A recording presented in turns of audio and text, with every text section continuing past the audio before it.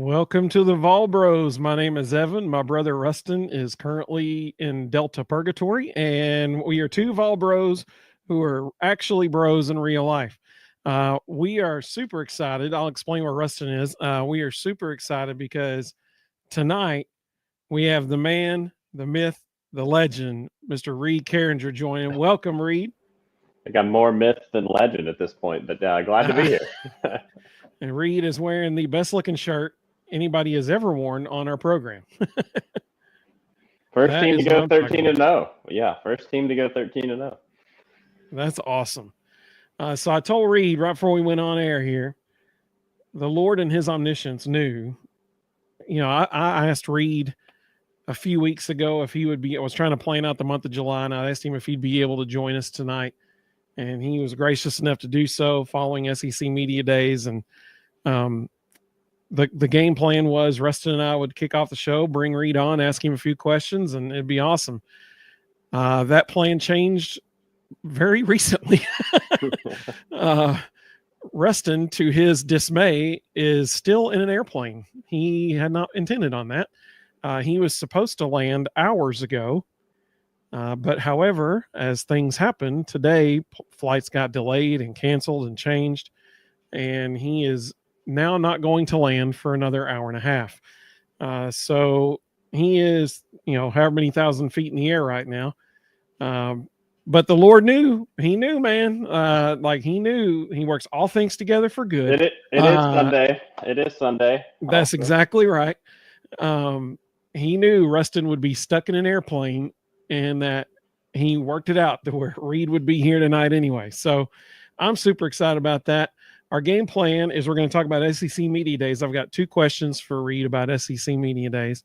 And then, and unlike Ruston, I texted Reed the questions earlier today. So Ruston typically doesn't get that luxury. And then we're going to... He's flying blind normally. Yeah, that sounds like unfortunately for him. A brother-brother relationship. That sounds right. There's many times where it'd be like 8:15 or 8:30, and I'd be like, "Oh, that'd be a really good question to ask tonight." And then I just bring it up Don't tell Ruston. Yeah, he finds out a lot of times the same time everybody else finds out what the questions are going to be.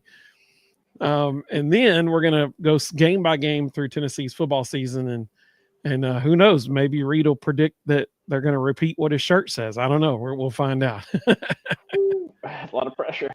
Yeah. Let's see the comments coming through. Mino Lackey, there's a channel member. Hey, Mino Lackey, good to have you. She said, evening, Vol Bros, Reed in the chat. Absolutely. John, welcome, buddy. There's a channel member. Hey, John has a great strategy here. He said, all we got to do is go 1-0 each week, and we'll be in great shape. Amen, brother. That's Heupel's mentality too.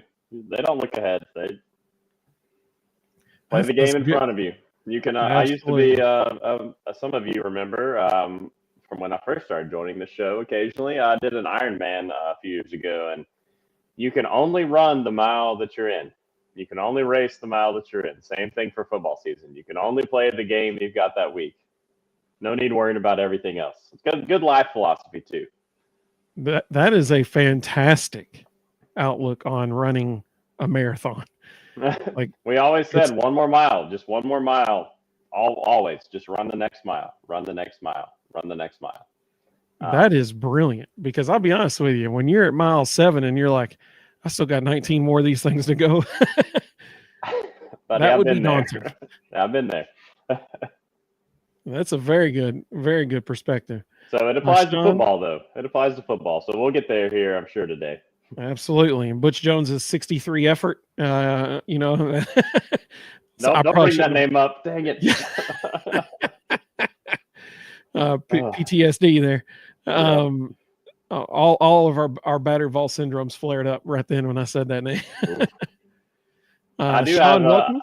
I will say. I need to add it to my Vol stack over there, and I've thought about breaking it because I thought it was cursed until Tennessee made the playoff this year. But I have a Butch Jones recruiting brick that he gave out to all the recruits in my inside the house office, and I've toyed with what to do with it. Do we bury it? Do we like hold a ceremony? Do we drop it in the Tennessee River? But I think maybe it needs to go up here. I don't know. We had a shelf over here by the couch. There you go. Put the brick up. When Butch got fired, I was teaching at the time, and I came walking into my classroom one day, and I've still to this day have no idea who it was from.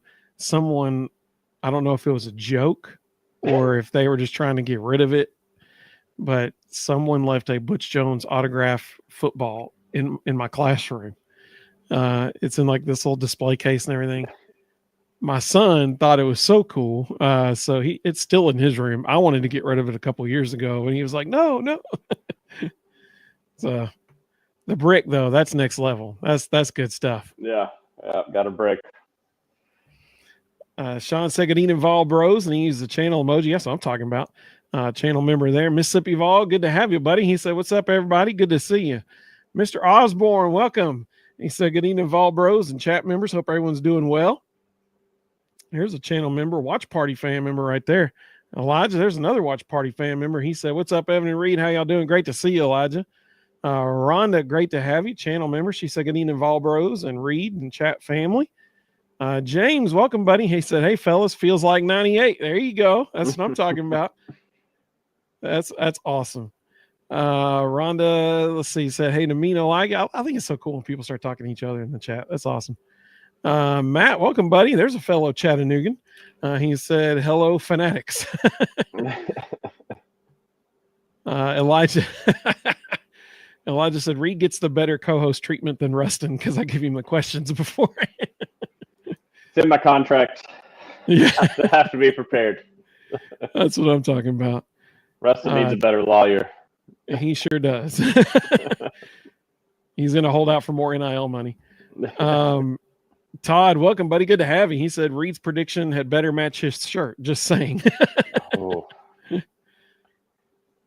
Let's see. Jonathan said, hello, Evan and Reed. For real this time. I hope everyone has had a great weekend. I plan on getting my copy of Football Time in Tennessee tomorrow. Hey. My man.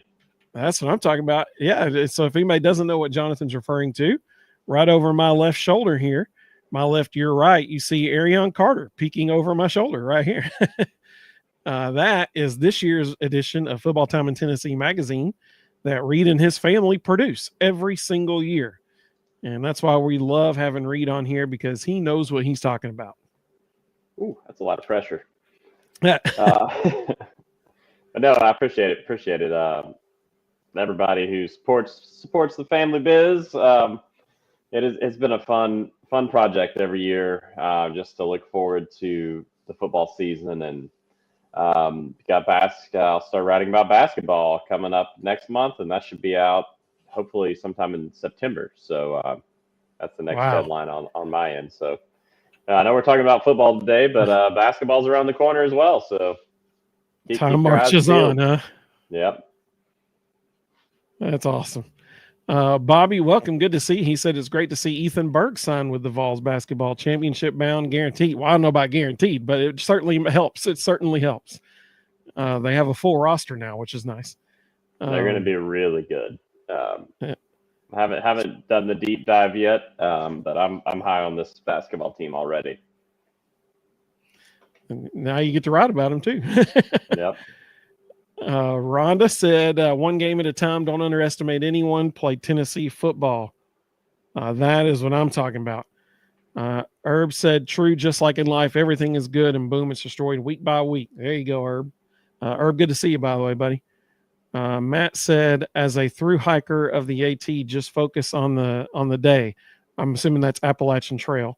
Worrying about the big picture is too much. That's pretty cool. Matt, I was up yesterday, 2 days ago with my kids on the AT for a minute. My kids are 4 and 6. They did the little hike that I know you hiked if you hiked through the AT from Carver's Gap up to Round Bald and back. So I think it's 1.6 miles or so for my little Tyke's legs. But the view up there was incredible. 5,800 feet. Is in the 60s, which where you are, Evan, and where I am, it feels like it's been 100 or so. It was Amen. nice to have to wear a little jacket for the weekend. It was nice. That's awesome. That is really cool. Rhonda said, Evan, no battery valve syndrome. There you go. Sorry about that. That's my fault. Jonathan said, I assume Berg got his eligibility since he signed. That is correct. He sure did. Matt said he can only imagine how upset Ruston is right now. Correct. He was not thrilled when he texted me earlier. Hats off to anybody who has to fly right now, because it's tough. Just delays, planning, everything is rough. I don't miss that. I used to cover the team and flying out to Oregon or Oklahoma City or something, and you get your flight delayed, canceled, something. You miss work. It's tough. It's tough. Absolutely. Brennan, welcome, buddy. Great to have you. He said, got my hat. Previously, I said the GOAT 22 hat was my favorite hat. I redact that. The new GBO Richardson 355 is the nicest looking and best fitting hat I've ever found. That's what I'm talking about. He said, bravo, Vol Bros and Oak and Twine. I love that. I love that. So if anybody's wondering what Brennan is referring to, I can show you that real quick. Sorry, Reed, I'm going to show this real quick. No, you're good. Yeah. So on our website, obviously we have the GOAT 22 hats. However, we also now have this one. It's a Go Big Orange hat. I should have brought mine up here. It's got big, thick puff embroidery on it. It looks so good. Nice. Speckled rope across the front. It looks amazing. I love that hat. And so that's what Brennan's referring to. It looks really good. We actually filmed a break the course record video 4-man scramble and the head pro and assistant pro at the Little Wild Club a week ago, and I've been editing that video, and I wore that hat in that video, so everybody will get to see it there. Coming out this week. It looks really good. Maybe it's going to be another week or two at least. Okay. Those things are, man, they are a beast to edit. It is unreal. There are, let's see, 4 cameras. No. 5 cameras, each with their own audio source, plus 4 mics on us, like on our hat or on our shirt, that kind of thing. So 5 cameras, 9 audio sources, plus all the overlays, and it takes forever. But I'm through 6. I was working on the 7th hole last night, so making progress. I'm looking forward to that. It was a lot of fun, and it was fast. It was very entertaining. Everybody will enjoy it when it comes out. Let's see. Sam said, isn't the Alabama coach using the brick by brick slogan? Yes, he is, actually. Send the brick to Bama. Maybe it'll curse them. That's a good idea. Maybe I'll just send it USPS here tomorrow. VFL in Texas said he's got a dually autographed football. Oh, there you go. There you go. Jonathan said, don't forget to tell your mom and them about the Vol Bros. That's what I'm talking about. Mississippi Vol said, hit that like and subscribe. Totally agree. Hey, Jeff said, best magazine anywhere, not just because it's Tennessee. It's an awesome magazine. I totally agree. Football Time in Tennessee right there. The quality of it is amazing. Absolutely amazing. I appreciate that, guys. I know my grandfather started it the year I was born, the big magazine. He was doing the kickoffs that maybe you've seen and stuff for decades before that. But one of the things he has never done is cut down on the quality of the print or the paper. And that's just been part of his philosophy of we're not going to cut corners there, and appreciate that gets appreciated too. Absolutely. It's a glossy quality product. So appreciate that, Jeff. Absolutely. I mean, it is noticeably in very good quality. Matt said, great hike, my guy. He enjoyed hearing you talk about that. Todd, welcome, buddy. He said, Reed, please keep that brick away from our beloved goalpost in the river. Let's see. Mississippi all said he has a cap like mine. That's why, but he has a fedora that belonged to his paternal grandfather. That's what I'm talking about. That's very cool. That's cool. Brennan said flying's terrible right now. Having to travel every week is really bad. Matt said, what's that site again, Evan? The volbros.com. /shop. And it just so happens that I have a little lower third I can put above the volbros.com/shop. There's a lot of good stuff there. Battered Vol Syndrome survivor stuff. Really, really good stuff. I'm almost caught up on the comments. This is awesome how interactive people are. Jeff said, use that brick to anchor Evan's football in the river. That's what I'm talking about. The Dooley and the SS Dooley and Jones down to the, the sinking. Light it on fire and sink it. Yep. Well, Reed, I got 2 questions for you about media days. One, I'm going to ask you as a fan, and then one I'm going to ask you as a journalist. So, first question, obviously Josh Heupel's there. He brings Bryson Eason, Miles Kitzelman, and oh gosh, who's the third guy? The cover man behind you there, Arian Carter. Arian Carter, absolutely. Yep. I totally blanked on that for a second there. Of those guys who were there, as a fan, what was your overall thoughts about how they did, what they said? What was your take on media days and specifically Tennessee's appearance there? Well, I think there's a lot of, not to be a Heupel fanboy or apologist or propagandist here, but I think there are a lot of things that Tennessee as a program has done really well under Heupel, and one of those things is their media availabilities, who they put up there, how they develop those guys, how they coach those guys, and the guys they select to go do things like this. Tennessee always represents really well. I used to cover media days. It was actually one of my favorite things to do as a journalist, just because you get so much content, so much access. There's Radio Row there. You get to kind of hop on a bunch of different radio shows, network with people that, sometimes you develop long-time relationships with, which is really fun. So I do love the event. And I think Tennessee was extremely well represented. They're not gonna, it's hard to, when you have 100 plus young men, kids, however you want to define that, that you're in charge of. It's hard to paint a picture of the program that is both realistic and you're not being inflammatory or throwing up bulletin board material and stuff. There's a lot that goes into that I think that goes unseen from Tennessee's side or the athletic side, and I think Tennessee's done a really good job with that. So I think all the guys really represented the program very well. Heupel too, I think he gets up there, immediately addresses the quarterback situation without having to be asked a question about that, which was smart. He's pretty savvy, I think, with the media. Maybe he's not a Spurrier or somebody that's going to be making quips and giant headlines and things, but he handles himself really well. So I always think Heupel represents the program extremely well when he gets a chance to speak.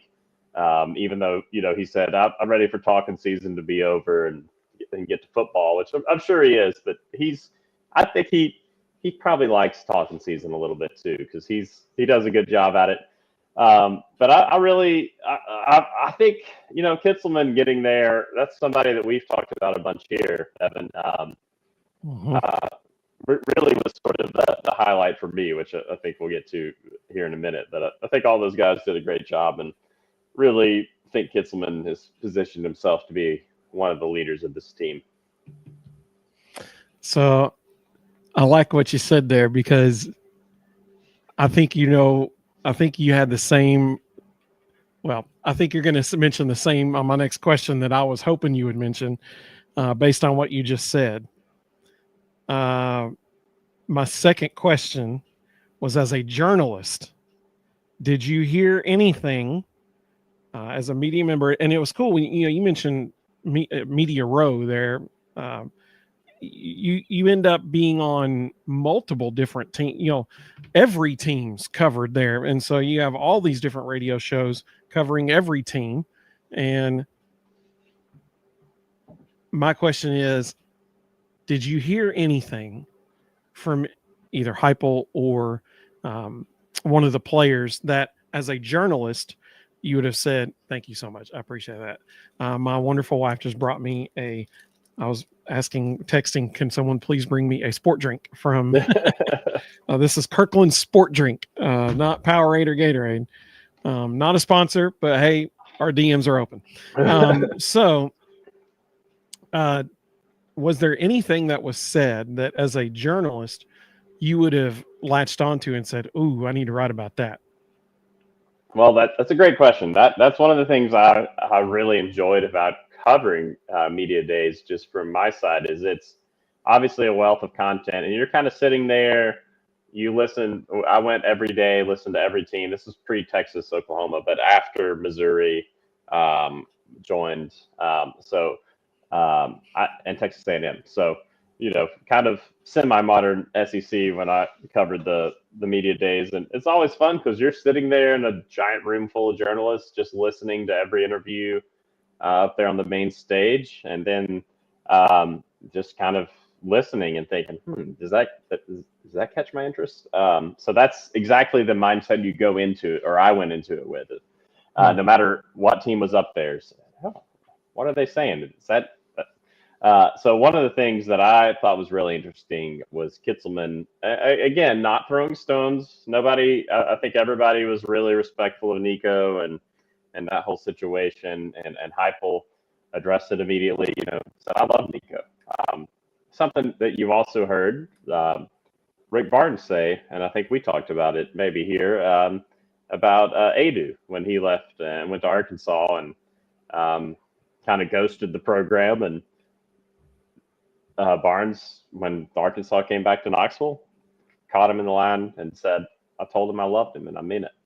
And Heupel said that about Nico. But Kitzelman, to answer your question more directly, I think really had a lot of praise for Joey, and I think one of the things that stood out was how he was such an outgoing person and was kind of already best friends with everybody on the team, which was a paraphrase, but maybe close to a quote from one of the things he said, and how that's almost word for word what he said.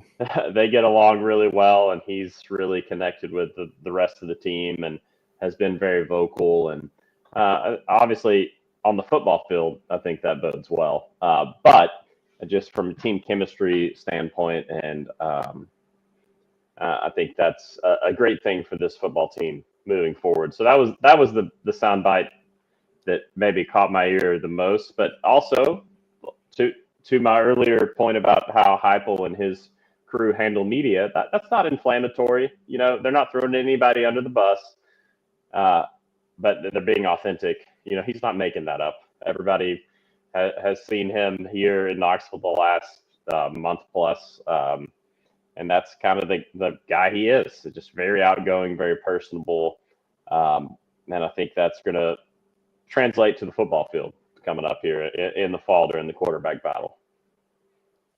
Well, so your answer was better than I thought it was going to be, because the thing that I latched onto, or I thought about, was Kitzelman said that last year, when they would go 3 and out, there was no vocal leadership on the sideline when they came off the field.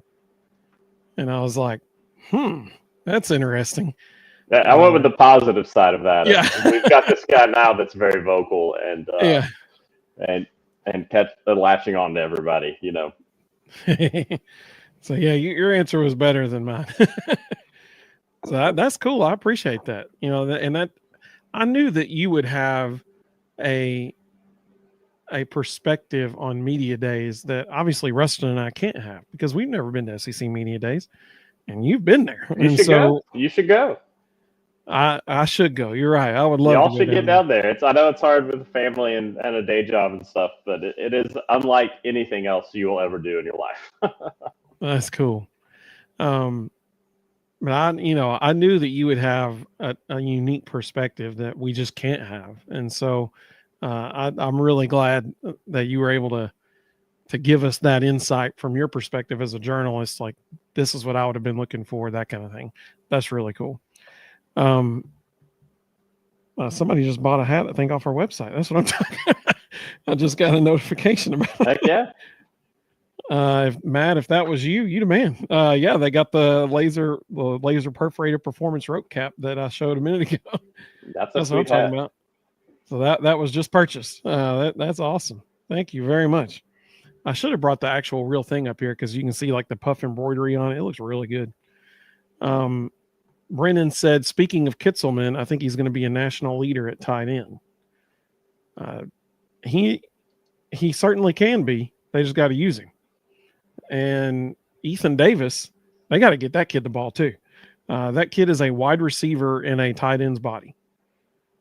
Oh, you remember last year, one of the things that we talked about around this time is I think you asked me for my predictions for the season, and I said something about how I thought the tight ends were going to have a lot more production than we'd seen from them the year prior, and we saw that. We saw a lot more two tight end sets. We saw them just incorporated into the offense a lot more, and I think both Heupel and Kitzelman spoke to that about this coming season. So at media days, so I do think you're going to continue to see a variety of looks. I think they're going to change some of their formations this coming year, and I think you're going to see more and more tight end inclusion, whether that's in the running game or in the passing game. But I agree. I think Kitzelman and Davis both could be in line for big seasons.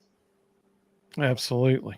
Matt said, yeah, he got the hat. And he said, go Big Orange. I'm so fresh and so clean. That's what I'm talking about, Matt. You're going to look great in it, buddy. I'd love for you to post a picture on it. Hashtag rep the bros. That'd be awesome. Let's see. Jonathan said, I believe Kitzelman and Davis will both have big years this season. Hope so. Really do. If they do, that's good for Tennessee's offense for sure. Reed, here's one last question for you before we talk about season predictions. Herb asked, well, what's your opinion if we get Tristan Keys and Savion Hyder? Good question. I was looking up this. I had a tight end stat, but we'll bring that back when we do our season preview. You know, it's funny. I'm sure you guys follow recruiting closely and watch. I'm not a conspiracy theorist when it comes to recruiting rankings, but you watch guys commit to Tennessee, sign with Tennessee, Tennessee be the leader for, and then they drop in the recruiting rankings. Almost every single time. I feel like I saw something about Keys dropping recently. Yep. In the last rankings. Him and Faison. Both of them. And it's such a I don't want to throw any stones. You know, I'm not trying to do that, but it's just such a weird industry where it's a hype-based industry a lot. You know, and there are things like I'm sure we'll probably get to when we talk about the season. The blue chip ratio, 4 and 5 stars for the roster. You have to have 50+% to win a national championship, essentially. But so they do mean a lot. I'm not saying they don't, but when you're talking between 4 and 5 stars, between the top 100 and top 5 or 10, I think it ends up being a lot of hype game. Ends up being a lot of, oh, is this guy still open in his recruitment, or is he committed somewhere? We're going to get more clicks on making this guy a 5-star because we have 8 fan bases that are hoping they get him. They're trying to make money too. You're exactly right, and they know if they get clicks based on this, and you know that might impact some decision making. So I don't know. Maybe Keys is headed to Tennessee based on his recruiting ranking dropping. That's maybe what I'm reading into that is perhaps they know something that maybe we don't, and he might be headed to Tennessee. So anytime you can get those two dudes on the field, that's going to be a good pickup for sure. So yeah, it's wild. Yeah, Faison just lighting it up on the circuit. Recruiting ranking drops. It's again not a conspiracy theorist. I just think I and a lot of you all have probably figured out how this kind of works. When it happens over and over, it's not so much a conspiracy anymore. would love. I mean, Keys would be a massive flip pickup. I think when you look at this offense and the difference in what we saw in explosive plays the last couple of seasons from the previous couple of seasons. Obviously, quarterback's part of that, which we'll talk about here coming up, but receiver is part of that equation too. And Tennessee hasn't had the break open the game type of playmakers consistently at receiver that they had the first 2 years that Heupel was here, and Keys could be one of those guys. So that would be one that I think Tennessee's throwing everything they can at him, trying to get him here. I did think it was interesting that those rankings dropped a little bit. Sam said, when we go to 12-man personnel, I would like to see them insert another one of our offensive linemen and run power. Hey, there you go. I mean, who knows with Heupel? Who knows? I think you're going to see a little. I don't know that you'll see that, except in maybe a couple scenarios this season. But my hunch is, looking at some of their analyst hires and some of their thinking after the Ohio State game, and what Georgia's been able to do to Tennessee. I think you're going to see Tennessee be more multiple in their formations and their looks this season. I think that's an area where Heupel realizes that they need to develop, grow, have some different looks to throw at teams, and I definitely expect that. And then to answer your question about Hyder, if you're a running back and you want to play in the SEC, Heupel mentioned it at SEC Media Days, right? Tennessee's averaging 125 yards rushing a game plus since he's been here, I think. Something Tennessee hasn't done since they won the national championship. I think you had the SEC Player of the Year in Dylan Sampson at running back for Tennessee. You've had a couple of SEC Players of the Year now on offense at Tennessee in the last few seasons. So if you're a big time wide receiver, running back, quarterback, and you want to play in the SEC, there are not a lot of programs that have a better pitch than the Vols right now. Amen. You can put up video game numbers on certain levels here. That's to Reed's point. Reed, if anybody remembers, a couple months ago when Nico left, Reed said if they find a quarterback who can just hit a couple, doesn't have to be every one of them, if he can just hit a couple of downfield passes a game, the dude is going to put up video game numbers. And he's exactly right. I mean, you got wide receivers running wide open, 2 steps behind the defensive backs. All you got to do is get them the ball. Elijah mentioned Faison Brandon dropped from 33 from number 1 overall prospect to the 33 overall prospect. He said, you can't tell me that wasn't because of Tennessee. I mean, it's fair, dude. It's not a conspiracy theory, in my opinion. These guys, it is not fair to these guys that they get punished for committing somewhere early. It's not fair to those guys. Matt said, in Heupel, I trust for sure. Sam said, rivals doesn't mean anything, all about clicks until signing day. Absolutely. Backflip Spaghetti, welcome. Great to have you. They said it's almost football time in Tennessee. Howdy, fellas. Absolutely. You can get a magazine of that same name wherever you purchase your magazines. It's awesome.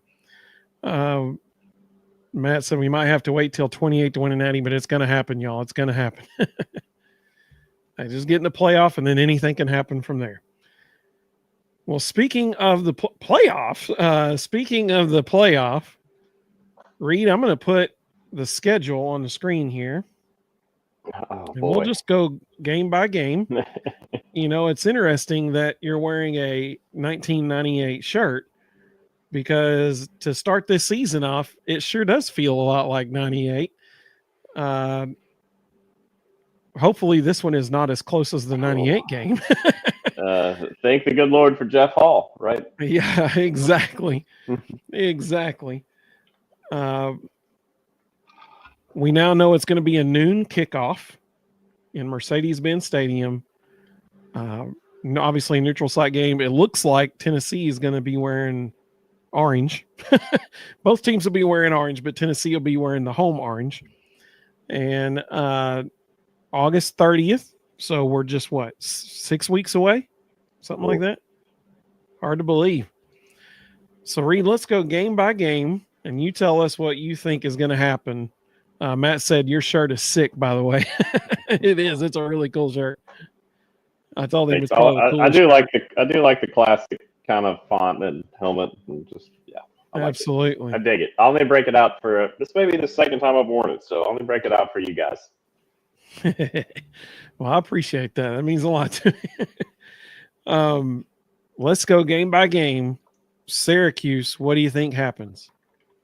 Well, it's a sneaky game right here, and I do like the Tennessee's kind of opening with a quality opponent. I think last year, NC State, there was a lot of talk about, this is going to be a test. How will Tennessee respond? Looked shaky early. They kind of marched down the field, ate Tennessee up in the middle of the field on defense, something we'd seen a lot of before. And you sort of think, oh no, here we go again. And then the Vols just crushed them and got rolling. And I think Will Brooks, baby. Yeah, I think something similar will happen in this game. I think you're going to have two teams sort of filling each other out. And I think the Vols are going to get the better of Syracuse as time goes on. But I'm excited about this game. Thought about going. I still might go. I don't know. I think it's going to be a fun matchup. Always nice when you get to play another kind of power conference team to start the season and figure out where you are. We saw Tennessee do that with Pittsburgh before during Heupel's tenure. Like that. Still wish we had a home and home here. Yeah, amen.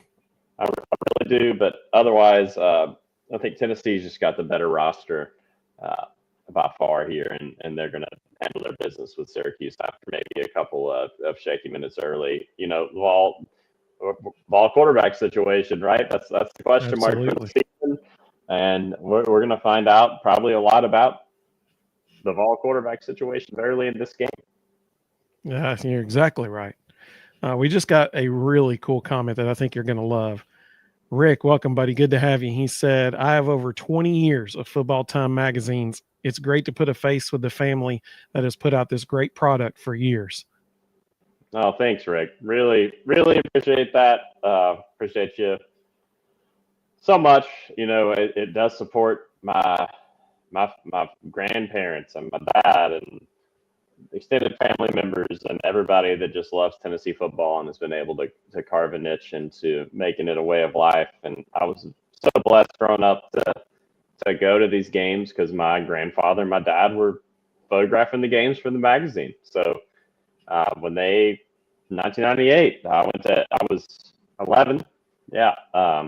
Went to every game but Syracuse that year because I road trip with the family. So like most of us here, I think if you're watching this show in the middle of July on a Sunday night, it's probably your love of Vol sports is a family affair, and y'all have made that a family affair and a business for us. So really can't thank you enough.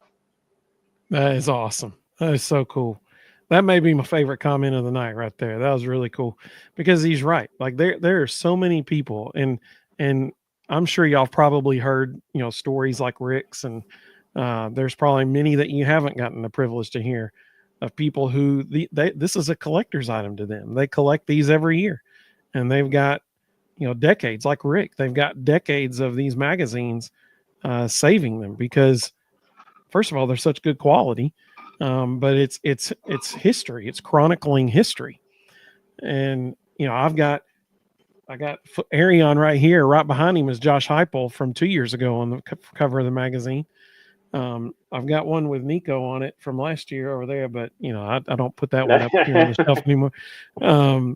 It's a yearly thing. We get them every single year. And I agree with Rick. It is cool to get to put a face with the people behind the folks making it. And that's really, really cool. It's a labor of love, so appreciate. There's a lot of late nights right here in this space where I just drink a lot of coffee and carve out some articles. So appreciate it. Let's see. Will, welcome, Will. Good to have you. Will is an Ohio State fan, so he said he's going to give his prediction from an outsider perspective. He thinks we get the W against Syracuse as well. Matt agrees with you. He says game 1 with the dub. Oh, I like it. They got Steve Angeli there from Notre Dame. I think he's a pretty good quarterback. It'll be an early sort of test of Tennessee's defense. See what that looks like. See what the secondary looks like. Safety position. Jermon McCoy's spot if he's not able to go. I think you're going to learn a good bit about the team in this game, which I like. But I also think they're probably bottom half of the ACC, and you're going to expect a mid-tier predicted finish Tennessee team in the SEC to win that game. Yep. On X, that's a cool name. Says he was at the Syracuse game in '98. That's cool. No air conditioner in the Carringer Dome, turns out. Are you serious? Yeah, that's true. Yeah, it was. Oh man, my great grandmother had my ticket for that game.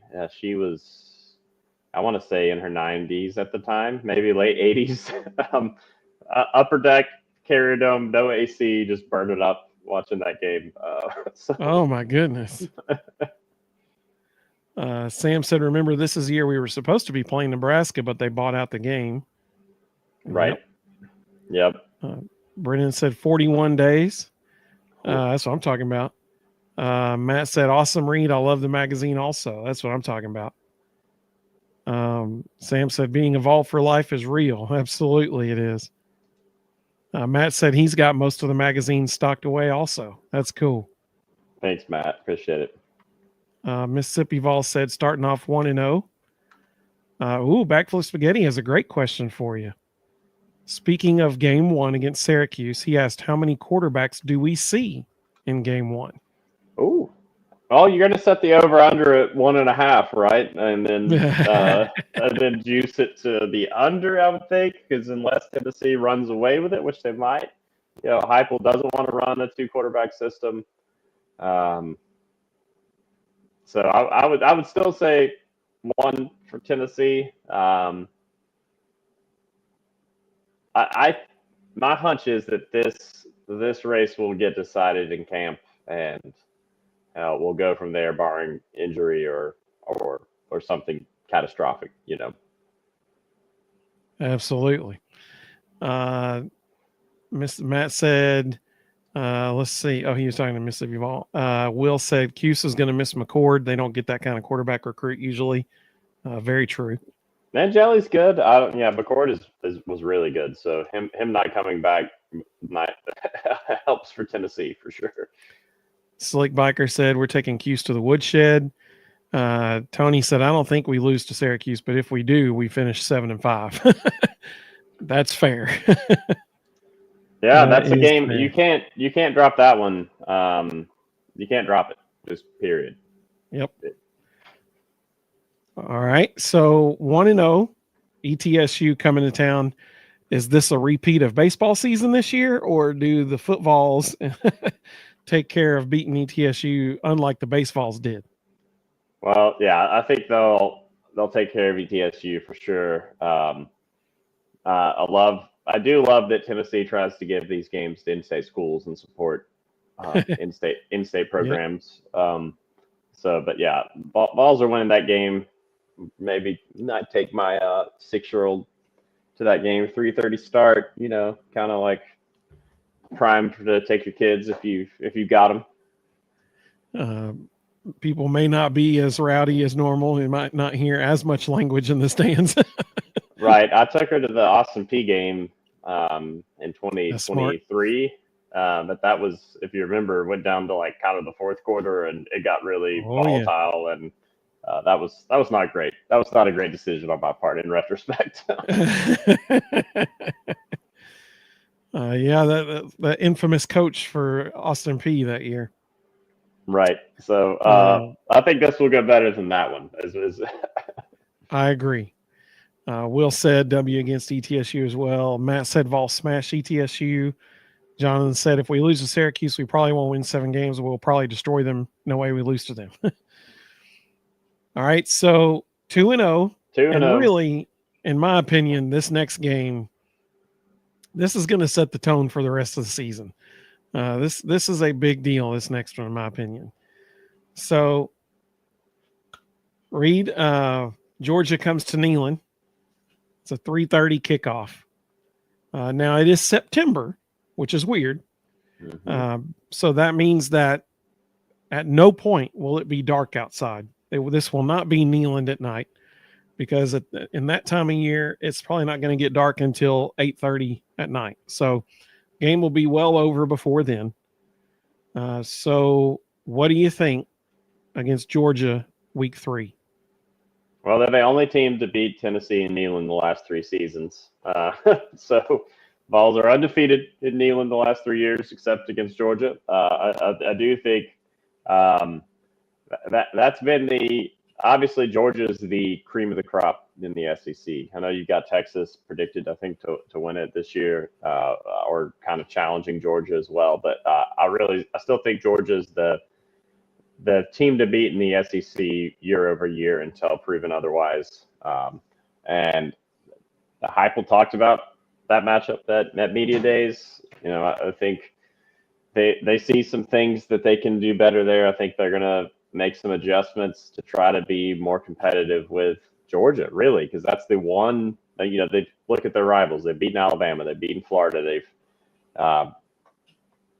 They've won at Oklahoma last year. And you got Oklahoma coming back this year. They've been able to solve really every puzzle ahead of them, other than Georgia. So do they solve that in Neyland with a new quarterback and starting his 3rd game, his first SEC game against maybe the most talented roster in the country?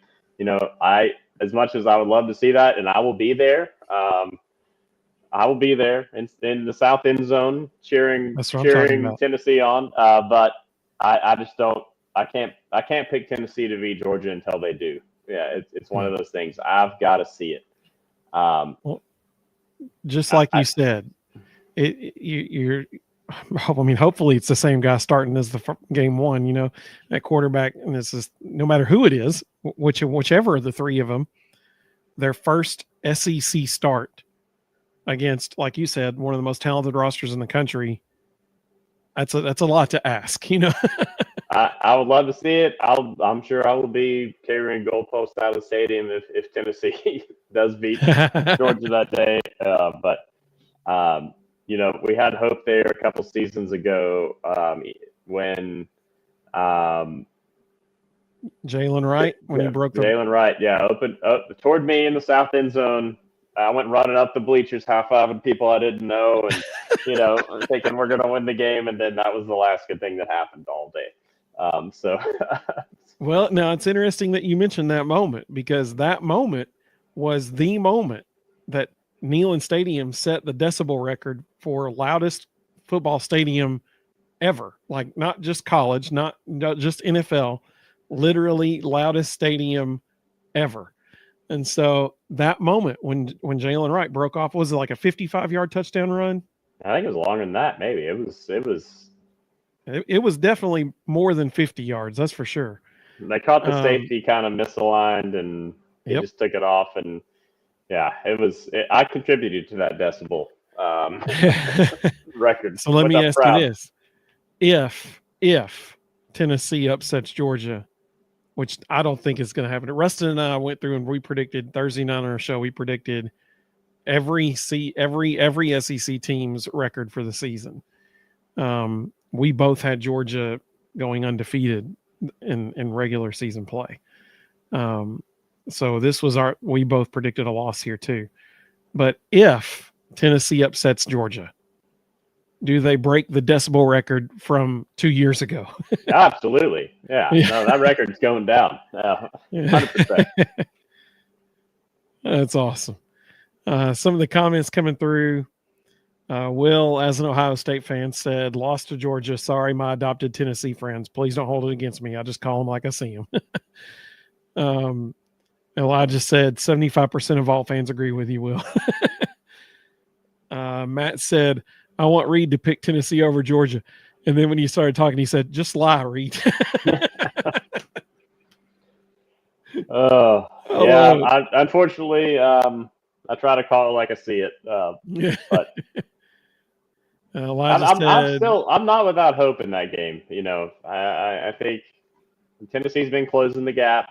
Even last year, we had a lot of hope in that game at halftime, and I think Tennessee's been closing the gap progressively in that game. So I kind of expect Tennessee to, even despite a new offensive line, new quarterback, questions in the secondary, I still think you're going to see Tennessee close the gap in that game this season. Totally agree. Elijah said in L versus Georgia. James said ETSU has a new head coach this year. Backflip Spaghetti said if you smoke both Cuse and ETSU, you feel good. If you're 1-1, battered Vol syndrome. Yeah. Slick Biker said against Georgia, Pepto Bismol upset special of the week. Hey! I love it. That's what I'm talking about. Sam said we're starting 4 new players on the offensive line. That never comes without issues. Agreed. Totally agree. With a brand new starting quarterback. And this would be against the notoriously tough defensive front linebacking core, defensive line in Georgia. Exactly. He's given a score. He said Slick Biker, the upset special, Tennessee 24, Georgia 16. Whoa. Well, I do think, Slick Biker, I do think Georgia's sort of coming back to the field in the rest of the SEC a little bit. And I don't know if that's NIL related. I don't know if it's, Texas emerging potentially. I'm not sure, but I do think they're not the dominant powerhouse that they have been. And the gap is closing with the rest of the conference for sure. Agreed. Elijah said it was 75 yards, literally the first play of the game. Yep. I knew it was the first play. I just couldn't remember how far it was. So I guess it was a touchback. And I lost my mind. Elijah said that was the first play he had ever seen in Neyland. How cool is that? That's awesome. Jeff asked a good question. We'll save that for the end, Jeff. That's a good question. Matt said he watched the Dobbs to Jawan Hail Mary today 8 times. Backflip Spaghetti said Tennessee's going to beat Georgia. Mr. Osborne said our best chance to whip Georgia in a while. They have questions as well, and it's early in the season. Not saying we win, but we have a chance. I agree. I agree with that totally. Tennessee's defense will keep them in that game. It will be a one score game in the fourth quarter, but unfortunately, I think Georgia pulls it out at the end. Remember 2 years ago at Alabama, it was fourth quarter, 1 touchdown game. Yep. Yeah. Yep. So, I think Tennessee's defense, this is going to be a really good defense for Tennessee. I think that they keep them in this game. I do not think at all it's going to be a blowout. But I do think Georgia wins. Mr. Osborne, he looked it up for me. You're the man, dude. 7:45 p.m. sunset predicted on September 13th. There you go. That's what I'm talking about. That's what I'm talking about. I like. So maybe we can watch if the game goes a little long, maybe you get to watch the goalpost overtime during the sunset. Yeah, overtime. That's what I'm talking about. John said, "I want to say we beat Georgia. I think we have a great shot this season, but I have to see it to believe it at this point." Yeah, totally fair. Will said, "Is this year's Tennessee team supposed to be better than last year's team?" Honestly, wouldn't know that, being up here mostly focused on Ohio State stuff. I can answer any question you have about that. Ha ha. I don't think people are expecting this year's team to be better than last year. What do you think, Reed? I think everybody's kind of down on Tennessee, right? I don't know if it was the Nico thing or, some transfers, some lack of depth, even McCoy being hurt. But I think the perception is that Tennessee is going to take a step back. Even if you look, the Vegas over-under this season is 8.5. Tennessee won 10 games last season. So, the Vegas is expecting them to take a step back. The media predict them a couple spots lower this season than last season, for what it's worth, which is not a lot, even even though I was a SEC Media Days voter for a long time. I think the perception is they're not going to fall off a cliff, but they're going to take a step back. Tony said Georgia hadn't had any problems in Neyland since Heupel's been here. Maybe we can keep it under 14. Let's see. Todd said, as a Vol in Georgia, I'm all Vols winning until we're not. Let's see here. Mina Lackey asked what your shirt says, Reed. That is an awesome shirt. That is an awesome shirt. Will said his money would be on Tennessee for over 8.5 wins. That would be my prediction as well. So, Reed, you got us at 2-1 coming out of the Georgia game, and they get what seems like will be a little bit of a reprieve with UAB coming to town the very next week. In Neyland, what do you think about the Blazers there? Yeah, Vols take care of business, get right game if needed for Tennessee, depending on how the Georgia game goes. I think that you've got Syracuse, ETSU, Georgia, UAB. You get 5 games and at Mississippi State to open the season. Then you get an open date. So I think this could be fix some issues that popped up that you saw against Syracuse or Georgia. Personnel-wise, you might get some people healthy and get ready for your first SEC road trip. But I think the Vols handle the Blazers. Absolutely.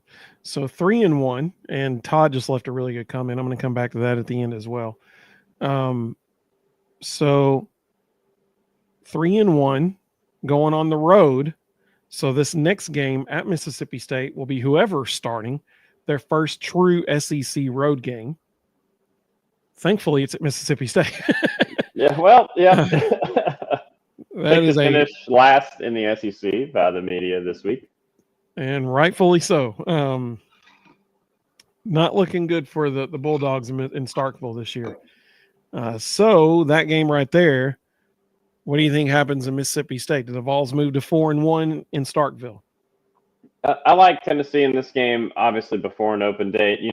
We've talked on this show about kind of the unexpected road loss for Heupel's teams. And so I do have that in my head every time I look at the season schedule. And but I don't think Mississippi State has the horses to make that happen, even if Tennessee's kind of maybe unfocused or undisciplined in that game. I think the Vols can get it done. If you lose that one, heading into an open date and then a pretty rough stretch, you're in trouble. For sure. Will said he's also predicting 4-1 at this point in the season. So Reed's got us at 4-1 heading into the bye week. And you mentioned Heupel's one illogical road loss. And, last year it was Arkansas. Revenge Tennessee game. Out of hosting a playoff game, that one, you advance in the playoff. We don't play Will Starr's Ohio State Buckeyes on the road in game 1 if Tennessee wins that game. Absolutely. So, at this point in the season, 4-1 going into the bye week, I mean, they're certainly probably a top 15 team in the country at this point. If they beat Georgia, they're top 5, maybe number 1 in the country at this point. Easily top 5, maybe top 3. But if they're 4-1, probably top 15 somewhere. So Arkansas comes to town. What do you think happens? Always a good game with Arkansas. I mean, I remember the umpteen bajillion overtime game almost 20 years ago. It's hard to believe that was almost 20 years ago. Jason Witten tearing him up over the middle, and yep, absolutely. So what do you think happens when Arkansas comes to town? Well, that's one revenge game for Tennessee, right? I think the Vols coming off a bye, until what was it this year? I think Heupel had a great record coming off an open date. So I like Tennessee in that. I do think the revenge factor will be there. Also, Arkansas not predicted to be very good. Um, Bottom three in the SEC according to the media. The Vols only play Georgia, Alabama, and Florida ranked ahead of them in the preseason SEC polls. So this is a game that if you're Tennessee at home, you got to win. Period. Amen. Vols, we didn't mention it in Georgia, but I think Vols are a 7.5-point underdog to Georgia. That's down from what has been a 10, 11, 12, 13 and a half point spread in the past. So while maybe the media is a little bit down on Tennessee, Vegas realizes, hey, they might be closing the gap a little bit. So 5-1 after the 5-1 game? 5-1 after Arkansas. Vols get revenge on the Hogs. I do think, that could be a really weird game. It seems like it always is. Always. The Tennessee loss in 1999 at Arkansas, I was there, and that is still one that is underrated in my list of most heartbreaking losses in program history, because you had the Vols at that point had already lost at Florida, but if they beat Arkansas, they got a chance to get back into the national title game to defend the championship. And just weird game, never really got into a rhythm. We've seen that before and lost. So anytime you beat Arkansas, I'm in. Absolutely. Brendan asked a really good question. I'm going to come back to that one at the end too. I'm starring all the ones I can come back to. Matt said, I'm going to Starkville this year. My bros have been visiting a new SEC stadium every year. Bucket list. Did Oklahoma last year. That's really cool. That's a really cool idea. Very cool. Will said the Texas and Ohio State winner will stay number one until they lose. You're exactly right. That's exactly what's going to happen. Yep. They meet week one. Top two most talented teams in the country. Yep. Up there. Jonathan said, I hope we beat Arkansas by 20, but it's Arkansas, so it'll probably be a field goal game. Yep, you're exactly right. Right. Matt said, my dad and my mom met at Mississippi State way back in the day, so Hail State and go Vols. There you go, man. That's cool. That's cool. Cool you get to go to that. So. Then we get the big one. The third Saturday in October on the road in Tuscaloosa. No time announced yet. Yep. So, what do you think now? You got them at what? 6? One loss. What are we? I lost track of how many games we played. Yeah, 1, 2, 3, 4, 5-1. Yeah, 5-1, and we roll into Tuscaloosa. What do you think happens there? Well, I'm going to pick Alabama in this game with a caveat of I feel better about Tennessee competing in this game than I do, and potentially winning this game, than I do Tennessee beating Georgia at home. I totally agree. 100%. I think, you've got, they're one of the most, Alabama and Georgia, both two of the top probably 4 or 5 most talented teams in the country. But the Vols have done some things down there at Alabama under Heupel. It was a 1-score game, Heupel's first trip down there in the fourth quarter. It was a 1-score game 2 seasons ago in the fourth quarter. Vols had the lead at halftime 2 years ago. So I think, they're not intimidated by Alabama. They're not intimidated by playing there. Now they've got to put 2 halves together, which we haven't seen them do very well. But I think Tennessee's got a shot in this one, but definitely taking the Tide until I see Tennessee win a game like that on the road. Vols are 11.5-point underdog, I think, right now against Alabama. Wow. So, and you're right. I mean, 2 years ago, Tennessee was in total control of the game going into halftime. Total control. And just laid an egg in the second half. And Bama looked disheveled. Vols were in the driver's seat there. They kind of like they were really at Georgia last year. So you've seen signs of Tennessee being able to compete. with these upper tier blue chip programs on the road. But I just don't think they're there quite yet. But man, who knows? I'm not sold on Alabama long term with DeBoer, even though I think DeBoer is a good coach. It's so tough to follow anybody like Saban. Yeah, ask Holly Warlick. Yeah. Right. Yeah. Will said 6-2 after losing to Bama. DeBoer's on the hot seat. Yeah, you're probably right. Will said, hope I'm wrong and you beat Bama. I appreciate that. Austin, welcome, buddy. Good to have you. He said, what's up, Go Vols? Like he said, beat the brakes off the Tide. Austin said, Vols beat Bama by a touchdown. That's possible. Elijah said, Bama's going to be dang good this year. They're loaded. I mean, if you look at their roster, they're absolutely loaded. But they got to put it together, and they haven't been able to yet. Jonathan said, so Reed, just so you know, we had Sandoval on our show. Yeah. And he predicted undefeated season. It was awesome. He was pumping me up, man. He said he already said we're going to start a winning streak against Bama, so we have to win that game this year. And he did make a good point. He said, historically, when you look at Tennessee Bama, it's a rivalry of streaks.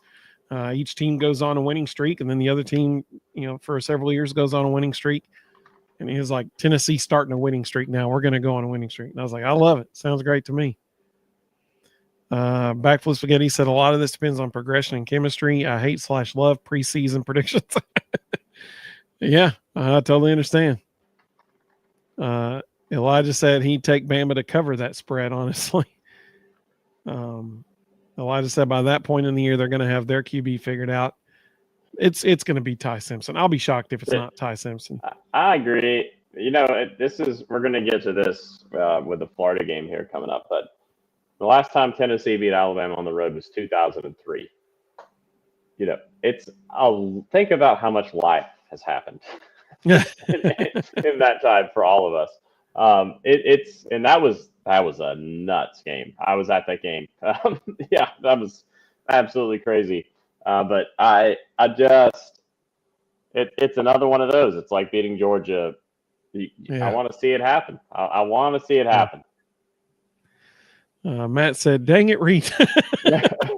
He said, like I said, I'm old school. There's nothing more important than Tennessee beating Alabama. I'd give my left pinky to beat Bummer in Tuscaloosa this year. We just got to play him in Knoxville every year. That's exactly right. That's exactly right. Robert said, we win at Alabama. DeBoer is out. You could put the nail in his coffin for sure. Elijah said, I was born in 2003. That's great. That's really good. Elijah said, they haven't beaten them at Bama in my lifetime. Yep. So with that being said, so we're at 5-2 now. 5-2 after Alabama. And you got wins over Syracuse, ETSU, UAB, Mississippi State, Arkansas, and losses to Bama and Georgia. So I think no wins that you're not expected to win. You haven't lost any games that you're not expected to lose, probably at this point. And just so you know, Ruston and I both had the same exact prediction.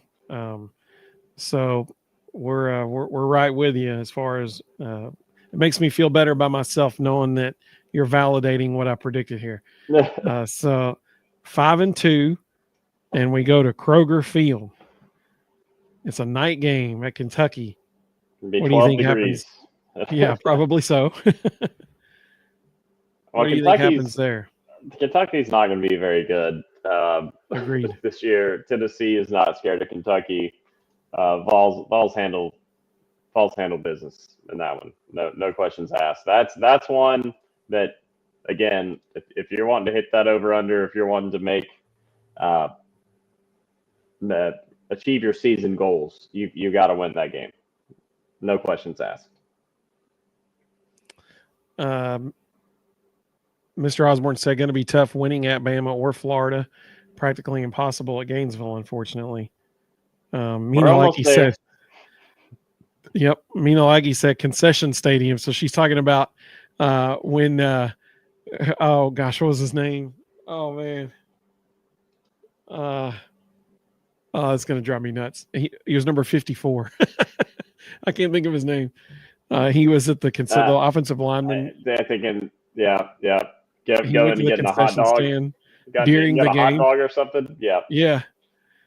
Was it Tennessee? Mincy, Gerald Mincy. Thank you so much. Elijah said Mincy. It was Mincy. Yep. Yep. He was at Tennessee for a year, went to Kentucky, and during their game went to the concession stand at Kroger Field and ordered a hot dog. I was up there. It was early 2000s, I feel like, with Cedric Houston running back for Tennessee. Snow game. It was one of the coldest days of my entire life. I can still feel the cold from that day. I'm not kidding you. My grandmother and I were up there in our ski gear, basically. Like, you can't see any exposed skin. We got a coffee and it froze. Oh my goodness! That's how cold it was. Like, that place.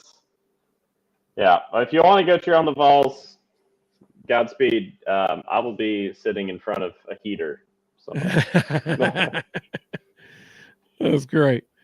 Jonathan said, do we score more points against Kentucky, or does Kentucky have more players go to the concession stands during the game?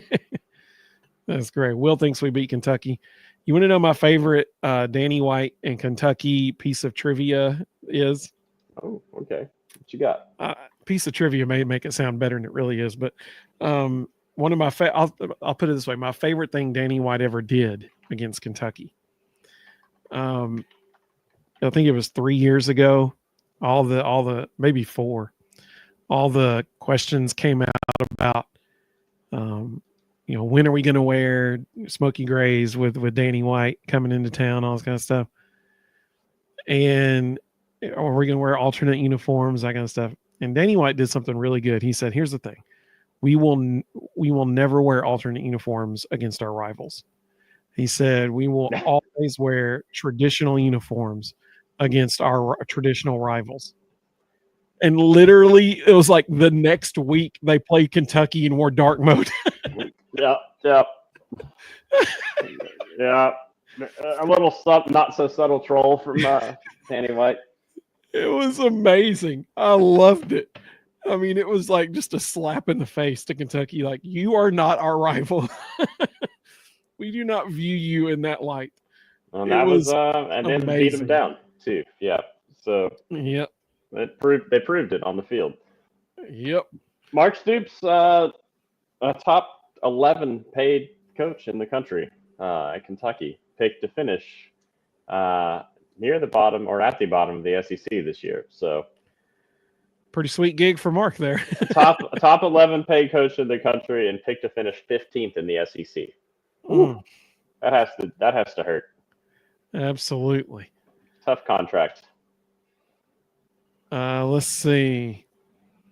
Mr. Osborne said one of the great Vol wins I remember against Bama was 1983 at Legion Field, and also 1985 at Legion Field. 41, 34, and 83. Johnny Jones 66-yard touchdown, and Dale Jones with the interception in 85. That's cool. Reed, you want to hear? Okay, another good piece of trivia about Dale Jones. Okay, I'm all ears. His sister was my babysitter when I was a kid. That's wild. That's a small world. Yep, sure is. Austin said that's crazy how much money Stoops makes. You're right. That's a terrible contract. Terrible contract. Yep. Also on that list is Drinkwitz, also tied for 11th in the country. There you go. Matt said he can't wait to play South Carolina, Missouri again.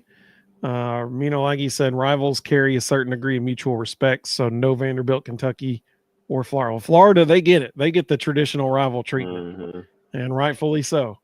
But Kentucky and Vanderbilt, definitely not. Jonathan said, I guess Danny White doesn't consider Kentucky and South Carolina rivals. No, he does not, and he would be correct. They are not, yeah. All right, so we're at 7-2. 7-2 entering November. We got Oklahoma coming to Neyland. Last time Oklahoma was in Neyland, Baker Mayfield, 2015 double overtime game, checker Neyland game. Ginger and I were there sitting behind Tennessee sideline. Ruston was actually there too. He was across the field, sitting with like the family section of Oklahoma. He somehow got in the ticket somehow over there, but tremendous atmosphere. Literally, Oklahoma's players were talking about how incredibly loud it was in Neyland that day. Reed, do you think they pull off the W this time Oklahoma comes to town? So I photographed that game. Oh, cool. That was when I was covering the team. I was trying to find a picture. The game-winning touchdown for Oklahoma. I got just a great shot of. It was one of the best shots I had in my career as a photographer, and unfortunately, it was the wrong team. But man, that atmosphere was unreal. I'd love to see that. You know? That's awesome. Yeah, I'll tweet it to you. I can't. It won't show on my phone probably, but yeah, Shepard jumping over Tennessee's DBs just right in front of me. But Tennessee yeah, 17-3 at halftime. Yeah, that was a ripe content day for me on the beat. But yeah, so if you look at these two teams are, questions at quarterback. I don't think you necessarily have questions at head coach for Tennessee. You do at Oklahoma. I think two teams predicted to finish sort of middling, kind of that middle tier of the SEC. But I really like the Vols in this game. I don't see Heupel losing to Oklahoma at home. I think by that time of the season, barring injury catastrophe, I think Tennessee will have the offense clicking, and you're gonna take care of business that day. Especially when you look at the schedule. If this is one of those, if it was on the road like it was last year, I would maybe be a little more worried about. But at home, I think Tennessee will be kicking. They know they've got an open date the next week. So finish your business, rest up, get right, and then head to New Mexico State. I totally agree. And, one thing, Oklahoma will be breaking in their third offensive coordinator in 3 years. Tennessee fans can attest to the lack of potential success that provides to a team. Not a winning combination for any football program. They seem like that team that's just, they had an up year last year compared to where they were before, but I just feel like they're a team that's treading water sort of and could blow up at any time. Absolutely. Some of the comments that came through, Todd said, give Mark Stoops an extension. Lifetime. Austin said, yeah, for real. Austin said his buyout's $34 million. Will says we get a W against Oklahoma. Sam said he remembers that 83 Legion Field game, the Alabama double team Reggie White all day and couldn't handle him. That's what I'm talking about. Reggie White, right here from Chattanooga, Tennessee. That's what I'm talking about. Like you said, did you see that Joe Milton came out and called South Carolina cheaters along with Princeton Fant? I did not see that. On Instagram. Yeah, on Instagram. Yep. Oh, man, I missed that. That cool. That was last day or two. Yep. I'll have to go check that out. Austin said Vols by 14 over Oklahoma. Matt said Oklahoma people are cool. Treat them nice people. Not kidding. Matt was there last year. He said, Will asked him, how did the fans in Columbus treat Tennessee fans? Which to this day, I still think Tennessee did a phenomenal job traveling to Columbus last year. Like 30% of the stadium was orange, which is incredible. I've never seen anything like it. I was there, freezing, and then sad, but it was unreal. Matt said the people in Norman treated us Falls like gold when we were there. Can't hate the every team, right? Got to have some teams that we like make a truce with. Dester, welcome, buddy. He said, Reed, I was at the snow game at Kentucky. Not sure it was the same, but I froze. It was Cedric Houston put up a bunch of that. Everybody was sliding around. Cedric Houston put up a bunch of numbers, and man, it was rough. Will asked Matt how a win in Columbus. Everything I heard, Tennessee fans were treated pretty well.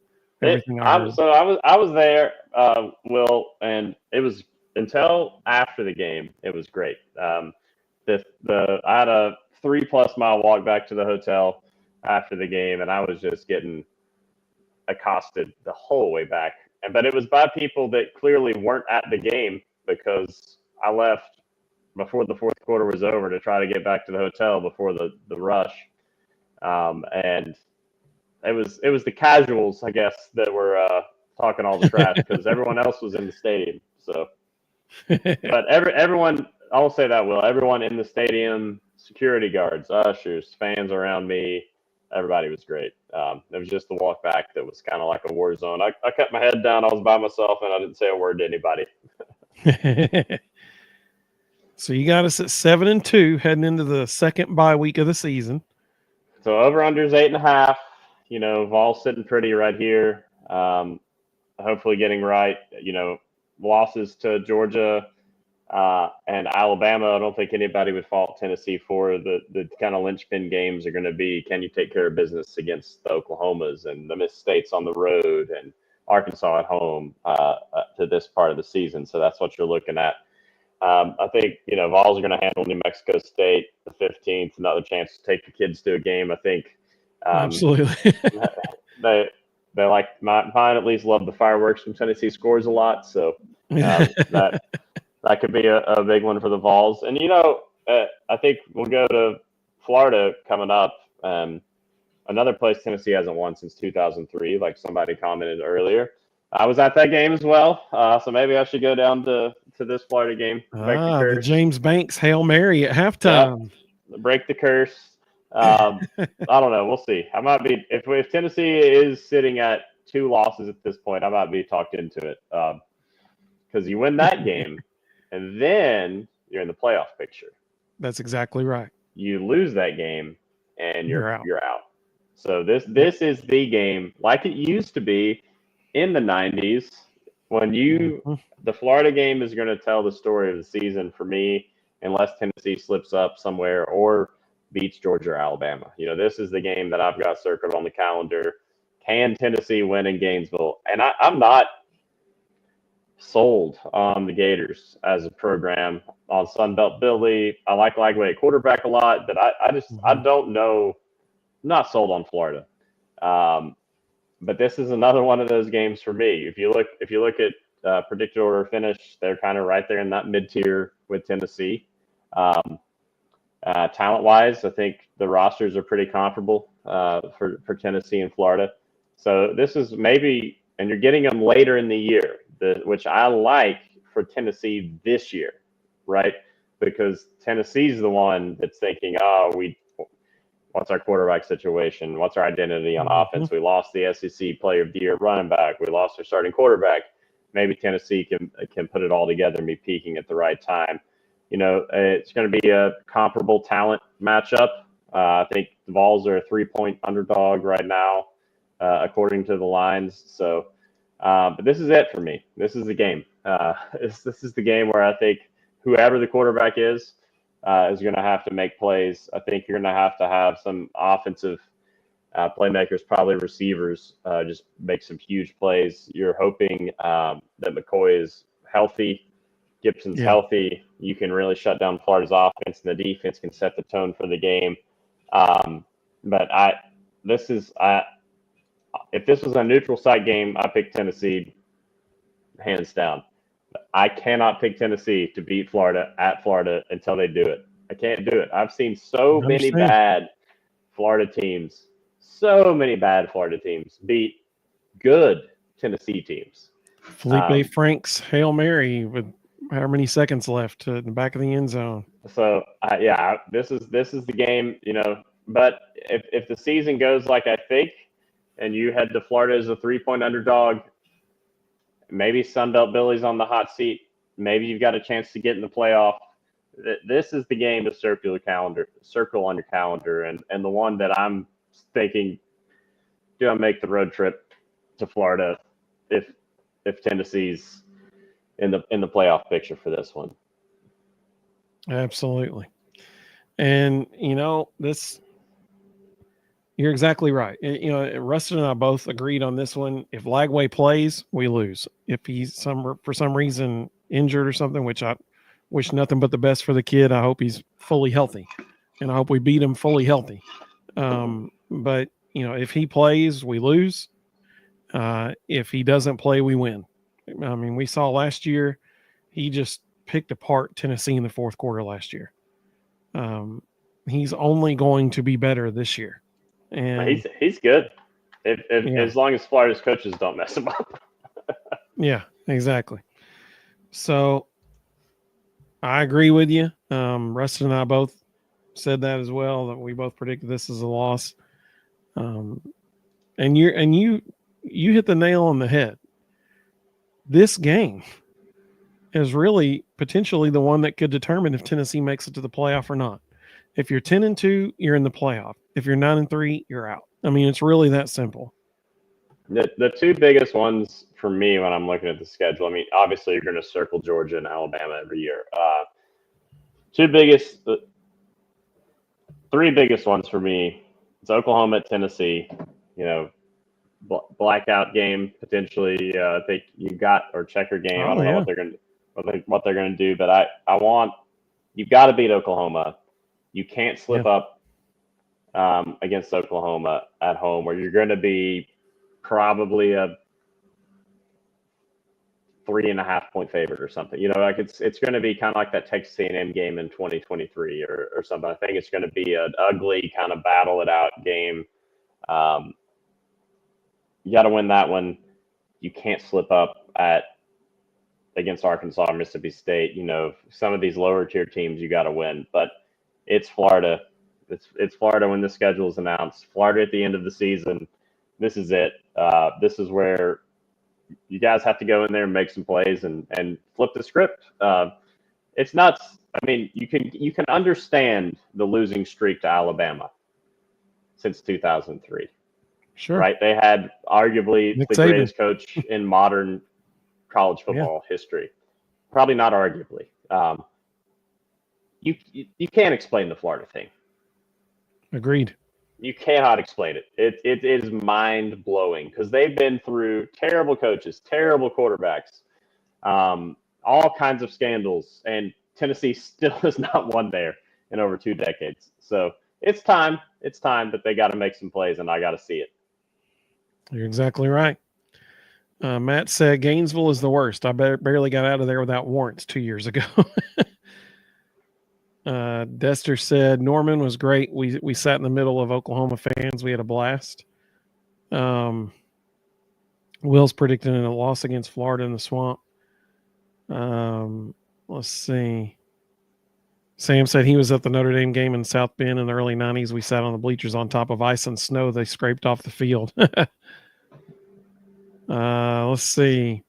Big Bird, that's a good name, said that he's predicting an 8-4 overall season with losses to Bama, Oklahoma, Florida, and Georgia. Yeah, that's very plausible. That Oklahoma game's scary. I just think Heupel will get it done. He said missing Sampson is going to hurt us. I agree, but if there is a position group on offense that we should be most confident in, it's the running back room. Let's see. I mean, like he said, 12-0. She asked, who is our center? Probably William Satterwhite. Probably. Yeah, probably. Somebody mentioned earlier we have 4 new offensive linemen. That is correct. Somebody else, hang on, I almost went to a question that I'm going to say for the end here that I starred. Sam said Florida quarterback has battled health issues, so is he going to be in the game? Who knows? We're talking 10 weeks into the season at that point. Green Wave said Florida beat us the year they went 4-8. Yep. No, I know. It's even last year, like Tennessee got the win. I mean, good Lord, it was not pretty, and is there any doubt Tennessee was a better team than Florida last year? You got them at home, and it looked like we couldn't get out of our own way the entire game, and somehow sort of backed into a win. So, Sam, welcome, buddy. Good to have you. He said we have a winning record in Gainesville when we play them late in the year all time. Is that like once, like 2001? Is that it? I mean, that's true. It is a good point. That was a huge upset. Yep. Sam said we will go as far as our O-line takes us. Matt talking about the look in Heupel's eyes coming out of the tunnel last year at Oklahoma. Let's see. Mississippi all said I was going 8-4 myself. I agree, Evan. I think William will be our starting center as well. Sam got a said lot of 8-4s in the chat. Yeah. Yep. Todd said if you can explain the Florida thing, you'd be able to explain the Arkansas thing. So Hype tends to lose one he shouldn't every year. What game is that this year? Well, that's it for me, Todd. Is I don't think it'll come at home because Agreed. Georgia's the only team to beat Tennessee the last 3 seasons at home. So if we're looking at road games, I'm not counting Florida as a game that Tennessee should win ever at Florida. So whatever happens there, that's not up for the conversation there, Todd. So are they going to lose to Kentucky? Are they going to lose to Mississippi State? I mean, you're talking about the two teams predicted to finish 15th and 16th in the SEC. It just shouldn't. It should not happen. I can't imagine it happening. So over under is 8.5. It looks like I'm at 9-3. Everybody else a lot of people are at 8-4, 9-3. So you think we get Vandy to end the season? I think Tennessee takes care of business against Diego Pavia. I was about to say, but Diego said they're going to win. I don't think they're going to the national championship this year, or any year. So, and he's referencing Vanderbilt when he said that because that's what Diego predicted. I want to play for a national championship in what sport? I don't know. I think Tennessee takes care of business against Vandy. The perception to Will's question earlier is that Tennessee is going to take a step back this year. 9-3 on paper, that's a step back, but that's a daggum good season. I think maybe I'm a little bit higher on Tennessee than a lot of other people, just because I do think as a whole, the roster is in better shape than it's been in, top to bottom. And then secondly, I'm not that worried about the quarterback position. In fact, I think the quarterback position really hampered Tennessee a lot last year, and I kind of have some hope that the offense will be a little more dynamic this year with whoever is the signal caller for the Vols. Like Reed said, all you got to do is hit a couple, not a ton, just a couple downfield shots. And that's 14 points. Like right there. If you hit 2, it's 14 points. Sam said, here's a fun stat. Every single interception Aguilar threw last year, his team on average was down about 10 points every time he threw an interception. And Ruston's mentioned a couple times on here that, he's concerned that Joey tries to fit balls in the windows that they shouldn't be thrown to. Todd said, my big fear is that we lose the Mississippi State game on my birthday. We're not losing. Go to the game. He said, I want to go to that game. Go to it. We will not lose it. Mississippi State is going to have a really, really rough year, unfortunately for them. Like legit Mississippi State, when you go look at their schedule, if they end up winning 3 games this year, that would be a good expected season. If they win 4 games, they've overachieved. They legit might only win 2 games this year. It was shocking on Thursday night when we went through and looked at their schedule. Don't worry about that game. Go to the game. You'll enjoy a Tennessee win. Here's a stat for you on the quarterback front. Since Heupel took over, and this is in football time, the Vols quarterbacks have only thrown 18 interceptions. Wow. Total in 4 seasons. Yeah. That's a low for the SEC. Obviously, during that time, they have been very good at taking care of the football, and obviously we've seen 4 different quarterbacks play significant snaps, Yes. during that time. So I think I'm not that worried about interceptions. Good. That's good. Given the history of That's a fair point. Heupel's quarterback play. I think Kentucky. We're just talking about Kentucky. I think Kentucky's quarterbacks threw 17 picks last year. So Tennessee threw 18 in 4 seasons. So I'm not as worried about turnovers. I think they'll figure it out. John said, I can't believe Vanderbilt got a vote to win the conference. They actually got 2 votes to win the conference this year. Unbelievable. He said, I don't know who that was, but they need to put the alcohol down. Yeah, they need to put something down. That's for sure. Carl, welcome, buddy. Pavia, and Diego Pavia's mom. Yeah, there you go. Exactly. She got a vote somehow this year. Yeah. Carl said he hopes that Aguilar is Josh Dobbs' twin. I think everybody would love that. Matt said Aguilar's our guy. Will said Ohio State goes 11-1 or 10-2. Sleeper game is at Illinois, potentially 9-3. I think 10-2 is probably the floor for Ohio State. Todd said, does anyone know what our blue chip ratio is for this year? 54%. There you go. That's your guy right here. I believe off the top of my head. Yeah. So compare that to Alabama, Ohio State, which are up in the 80s and 90s. Georgia, that's what Tennessee's competing against. And the Vols are getting closer and closer and closer. But 54%, we saw that on the football field, right? We saw what happened at Ohio State. It's just a different caliber of player.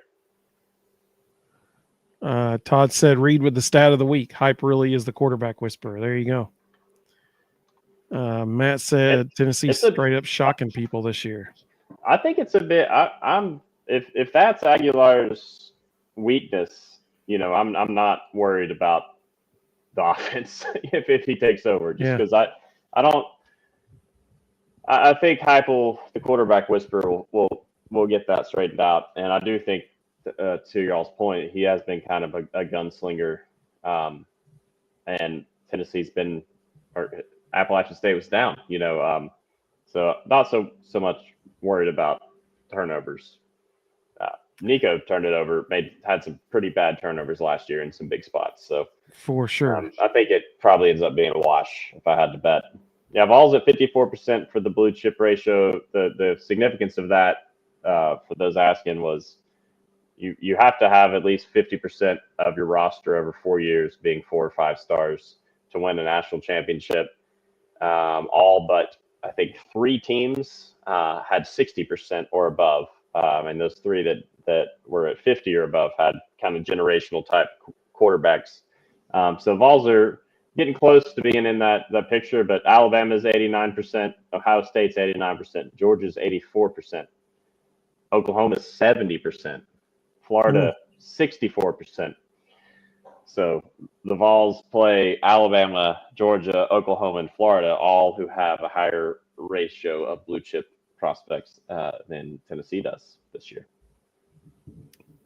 Well, kudos to Heupel for getting a lot out of his talent then. Well, and this is the first year that Tennessee has eclipsed the 50% mark in blue chip, ratio as far as rosters being over 50% of your roster being 4 and 5 star players since Fulmer was here. So wow, this is the best roster top to bottom that Tennessee has had in 2 decades plus. Well, so that validates what Jeff said. Jeff, I started his comment earlier. He said, I still say this is going to be Hype's best team. Not just looking through orange colored glasses. I'm just confident in what I'm seeing. And so that stat that Regis said backs that up. I think there's a lot to be hopeful for this season. I really do. I know that the over-under dropped. They're picking Tennessee a couple spots. I think Vols were picked 7th maybe last year preseason and 9th this year. Heupel's outperformed those expectations. Definitely did last year. So while perception's down, I think, on paper, I'm not as concerned about this team. I think they're borderline top 10, 15 type team this season, or have the potential to be, if the chips fall where they may. Todd asked a really good question, or made a really good point earlier, and I started when people were talking about, so why is the perception down on Tennessee this year? And he said, I'm thinking the reason most are down on us is that we're largely unproven. And, Nico leaving didn't help matters. And he is exactly right. Todd's exactly right. I mean, you look at our offense, you got great talent at wide receiver, totally unproven, but you've got really good talent. You look at our quarterback. I mean, you got Merklinger and McIntyre, high 4-star and 5-star quarterback. Blue chip prospects. Yep. Absolutely. Great talent, totally unproven, You look at the running back room, that's the room everybody should be excited about on offense, because you got, not only do you have Deshaun Bishop and Peyton Lewis back there, but now you got Star Thomas back there too. That's a deep room. That's a good room. That should be and we know Heupel's going to give him the ball. And now Tennessee's going to run the football for sure. When you think about our offensive line, and this is what I really think Todd hit the nail on the head.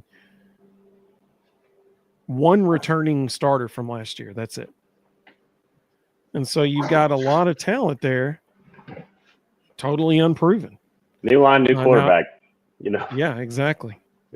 And I will say, they do have the guard that transferred from Notre Dame. Mm-hmm. That's not unproven. So, right. So two of the 5 spots, which is unfortunately less than half, but 2 of the 5 spots are proven. But over half of the offensive line got talent, a lot of talent, totally unproven. So that's going to be he's exactly right. There's talent all over the field. It's just totally unproven, and they got to go out and prove it. I think that's a great point. That is, and that's why something I wanted to bring up earlier. If you looked at the SEC Media Days predictions, there were no Tennessee players on the All-SEC teams for the offense. There's 3 teams. So do we think that at the end of the SEC season that no Vols will be represented on the All-SEC offensive side of the ball? I don't think Josh Heupel offense. Right, but that's to your point, though. It is an unproven roster. They don't know where the production's going to come from. We don't know where it's going to come from.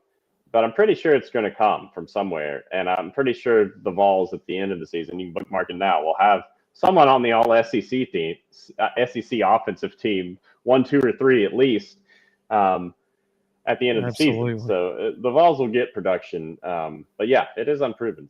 It's hard to project. There's no doubt. Deshaun Bishop, somebody you just brought up there, Evan, was 3rd in the SEC in yards per carry last year. Knoxville's own Deshaun Bishop. I'm excited for him this year, man. He's going to tear it up. Speaking of Deshaun, Brendan asked a question earlier. He said, do you think Gunnar Stockton can beat our defense? I think we'll run the ball a lot. Does Deshaun Bishop and Peyton Lewis beat Georgia's defense? It has. This is a better matchup than it's been. Agreed. I think just from what we're expecting from Georgia and what we're expecting from Tennessee. And you don't have, like Ohio State had last year, all-world receivers on the outside, or not expected to anyway. I'm saying this in July, but to torch your secondary. So, I think Tennessee can hang in that game, and that's why you see the spread down there in the single digits, where it hasn't really been for this game in the last decade or so. Absolutely. Mr. Osborne said, as I've said before, historically, Tennessee is usually better when the Vols are not thought to be as good going into the season. Better as an underdog instead of as a favorite. Todd said he's so excited to see Bishop run. Sam mentioned, and several people have mentioned Wendell transfer from, I thought it was Arizona. It might be Arizona State. I could be wrong about that. I thought it was Arizona. Here's the thing. If it's from Arizona State, I'll give him a little more credit. I thought it was Arizona, which is why I didn't include him in the unproven part, because playing Arizona's schedule and playing Tennessee's schedule, it's very different animals. That's Arizona. He's from, he played at Arizona. not state. That's what I thought. What I thought. So those are very different schedules. Is he good? For sure. I mean, yeah, bring him on. But the 300 and 400 pound defensive linemen that he's going to face against, in Georgia and Florida, are probably a little different than the dudes he's been lining up against.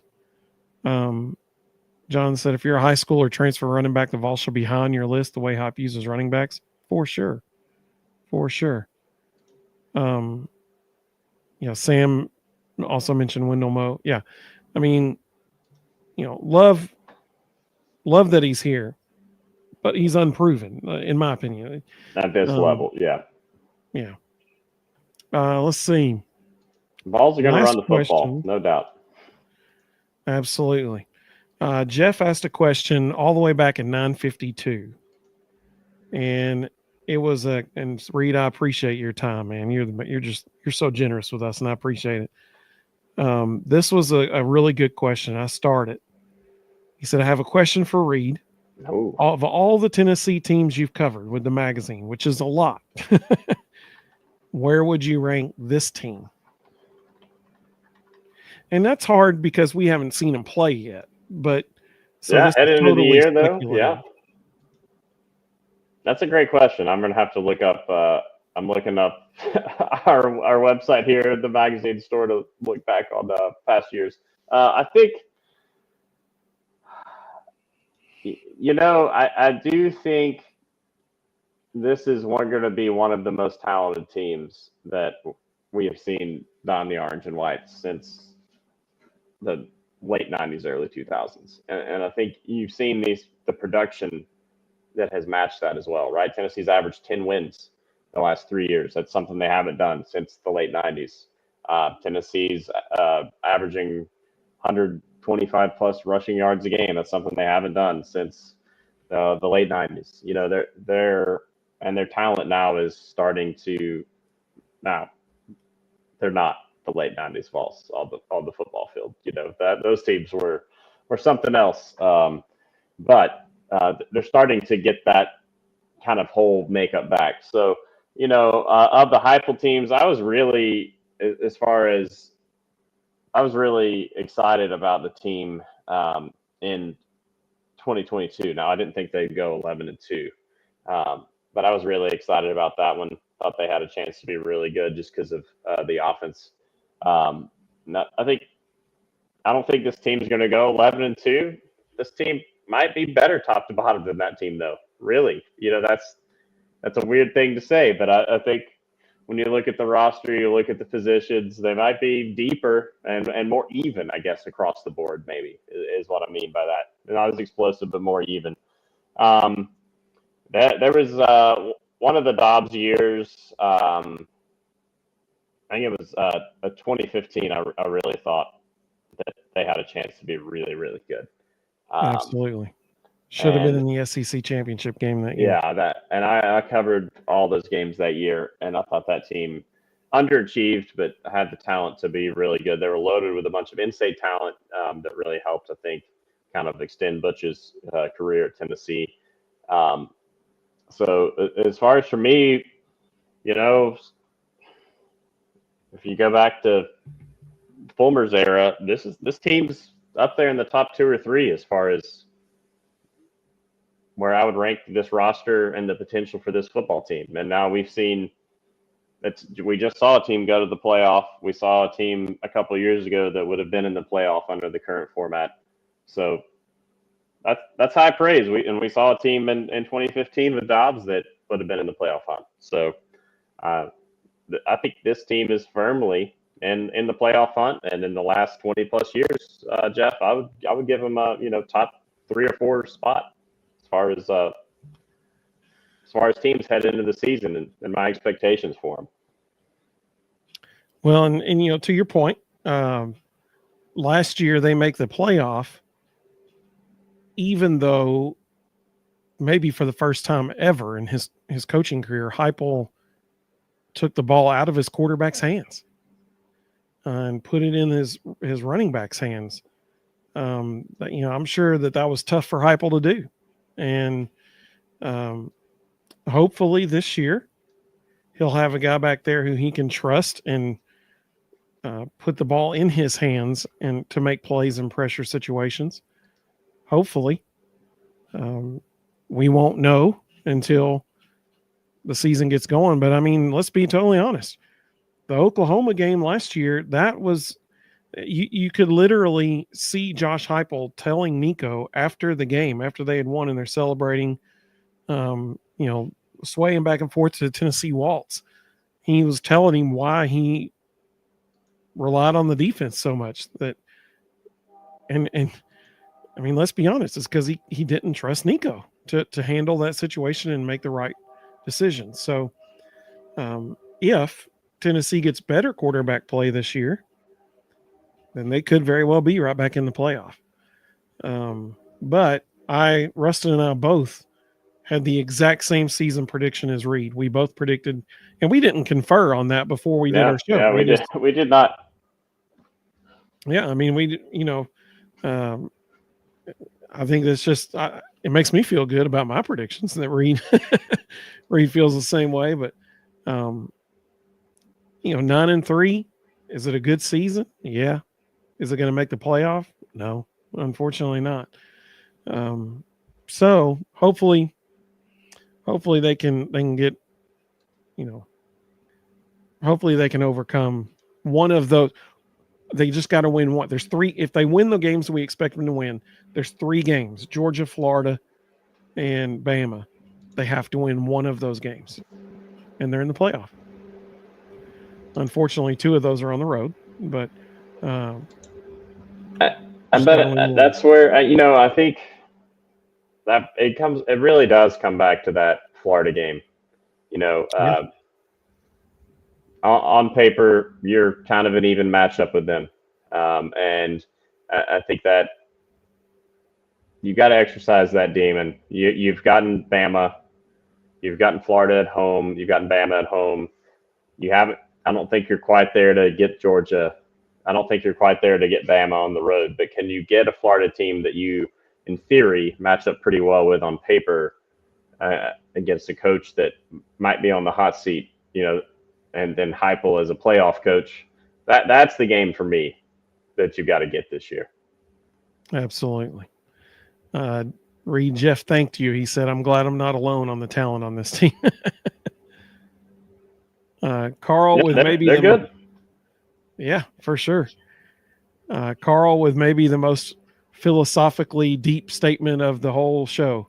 Vols are undefeated till somebody beats them. That's true. You can only play the game in front of you, right? We talked about that earlier. Absolutely. Yeah, sorry about the audio, guys. I don't know. I think it switched over from my mics at some point. It still sounds normal to me. Okay, so I think I fixed it. Maybe I switched back to. I don't know. I think it switched on me. Sam said, "I'm just ready for the season to start for this team to prove all the Negavols wrong. It's insufferable. We catch Florida and Oklahoma after they both have their hardest stretches of their season." Schedule lines up favorably for Tennessee this year. Right now, it could be with Tennessee's luck. Oklahoma will win the SEC or something crazy, But yeah, right now on paper, the schedule lines up pretty well. I think for the Vols. Agreed. Got a favorable draw, and I like getting Georgia early and Florida late. Mr. Osborne said, "Excellent show, Evan and Reed. Thank you, gentlemen. Hey, we appreciate you, Mr. Osborne." And I will say this. I'll end the show by saying this. Everybody circle August 28th on your calendars. It's a Thursday night. Rustin and I are going to host an SEC football trivia night from the Ooltewah Club, live from the Ooltewah Club. And I'm really looking forward to it. It is if you're in the building with us or watching online, everybody's going to be able to play. The first 1,000 people who join the game will get to play, and it's capped at 1,000 because I didn't want to pay like $300 extra to get it up to 10,000. So the game is going to be capped at 1,000. and it's going to be a lot of fun. It's 50 questions. There's going to be 10 questions from each of the last 5 decades. So it's going to be a lot of fun. There'll be 10 questions from 1980 to 1989, 10 questions from 1990 to 99, 10 questions from 2000 to 2009, 10 questions from 2010 to 2019, and 10 questions from 2020 to 2024, because 2025 hadn't happened yet. So the football season, at least. So I'm really excited about it. It's going to be a lot of fun. Now, the reason I'm telling everybody about it now is because that one night, the show time is going to be different. It's going to be at 6:30 p.m. If you win, if you are the winner, because we will crown a winner that night, the winner gets any purchase from our website up to a $50 value. So from the volbros.com, yeah, I agree. Yeah, nice. So from the volbros.com/shop, the winning contestant gets that prize. So it's going to be a lot of fun. Everybody in the room and everybody online are all going to be playing the same game. It's going to be a lot of fun. So Mississippi Vol and Carl in Florida and Will in Ohio, if he wants to join. All over the country, the first 1,000 people to join the game that night will get to play. And to the almost 400 people watching across all 3 platforms, we really do appreciate you. And most of all, Reed, we appreciate you, man. Thank you so much. Thank you so much for always taking time to join us. We really do appreciate you. We're looking forward to football season starting so we can have you on to talk some Vol football too. Had a great time. We'll do it again. Thanks to everybody who watched and commented. Really enjoyed it. Absolutely. Matt appreciated your appearance as well. He said, come back every time. Let's see. The new Ruston. Yeah, there you go. There you go. Todd said, I love and appreciate all 3 of y'all. On behalf of All Nation, we hope you're wrong and that first number is higher. Amen, brother. I hope I'm wrong too. I hope it's 12-0. That's what I'm hoping. He said, great points all around tonight and solid assessment. Hey, we appreciate you, Todd. Thank you so much. Let's see. Carl said, thanks, Vols defense. Or he thinks the Vols defense will be the difference in Georgia, Florida, and Bama. Will be better this year on the line. Linebackers and McCoy and Gibson, Boo Carter. So here's the thing: our linebackers will be better than last year, but they can't get hurt, because if they get hurt, we have zero proven depth at linebacker right now. Once you get past T-Lander and Arion Carter, I'm worried about depth at linebacker and secondary. Yep. Edwin Spillman, I think, is going to be the surprise player of the year for everybody. Dude is a player. But after him and Jeremiah and Arion Carter, little thin at linebacker depth. So they're going to be fantastic. They just can't get hurt. Let's see. Jonathan said, great show as always. Thanks, Reed, for joining us again tonight. I hope everyone has a great week. I'll see everyone Thursday night. Appreciate you, Jonathan, so much. Actually, and I'm glad you said that. I almost forgot.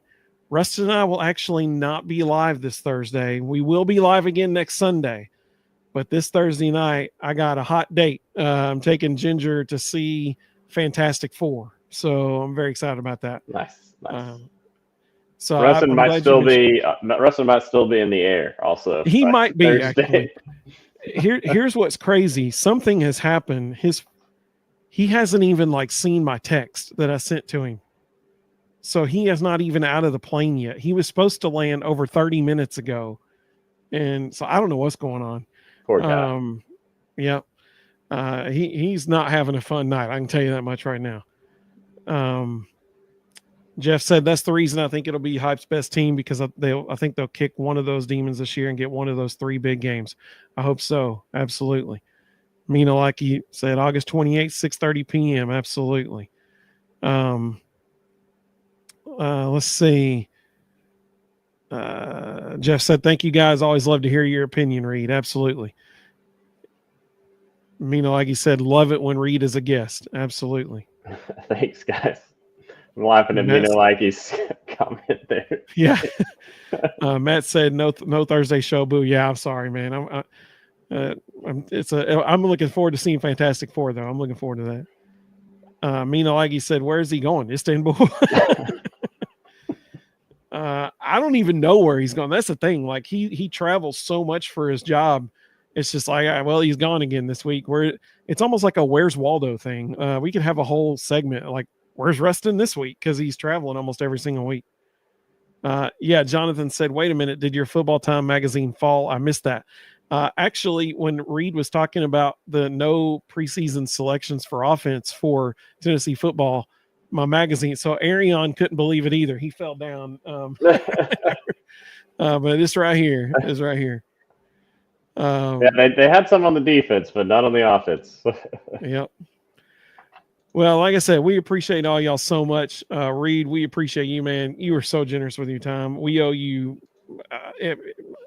all the flowers on a hillside of heavenly scented marigolds. I don't know, man. But you're the man. You are the man.